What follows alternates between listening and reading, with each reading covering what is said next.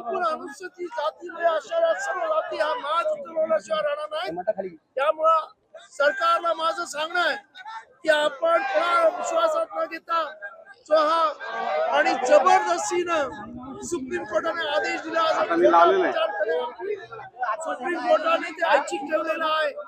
ज्या राज्याला उपरी करायचं असेल त्यानेच करावं असं सुप्रीम कोर्टाने सांगितलेलं आहे। असं असताना सुद्धा फडणवीस सरकार जबरदस्तीने करत असेल तर त्याला त्याची किंमत मोजावी लागेल, एवढं मी इथे जाहीर करतो। आज सरकारला काय इशारा देणार आहात? या जालन्यामधून आम्ही हेच सांगू इच्छितो की तुम्ही या सरकार देशातलं सरकार सुद्धा आणि इकडचं महाराष्ट्र हे महाजनासारखं चाललेलं आहे। त्याने लोकभावनेचा आदर करा आणि लोकांच्या एकंदरीत ज्या भावना आहेत त्यांचा आदर लोकशाहीमध्ये ठेवावाच लागतो, न पेक्षा त्याच्यातून पाय उतार व्हायला वेळ लागणार नाही सत्तेवरून, एवढं लक्षात ठेवा।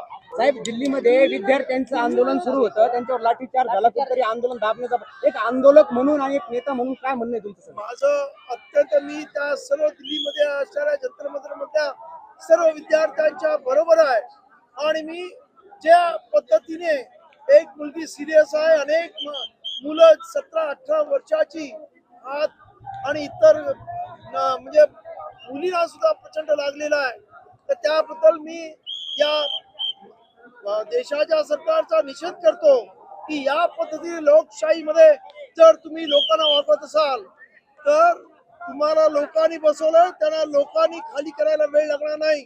त्यामुळं आपल्याला मिळालेल्या सत्तेचा दुरुपयोग करू नका आणि लोकांची रास्त मागणी आहे असं माझं म्हणणं आहे की या इथे टीईटीचा पेपर फुटतो, या इथे नीटचा पेपर फुटतो, हे सर्व पेपर फुटण्यामागे जे जबाबदार मंत्री आहेत त्यांनी राजीनामा देणं अत्यंत गरजेचं आहे।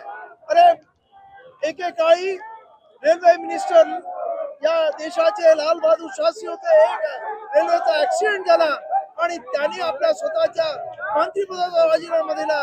हा आदर्श इथे ठेवला पाहिजे, न पेक्षा खुर्चीवर चिटकून राहणे हे खरं म्हणजे अत्यंत दुर्दैवी आहे आणि जनता सहन करणार नाही। जे सरकारमध्ये जे भाजप सरकारमध्ये आहे त्यांना आंदोलन मोडीत करायचं असं म्हणायचं, सरकार प्रयत्न करते दडपशाहीचा, पण मला पूर्ण खात्री आहे की या देशातली आता तरुणाई जागलेली आहे आणि आता हे आंदोलन दडपण्याच्या पलीकडे गेलेलं आहे।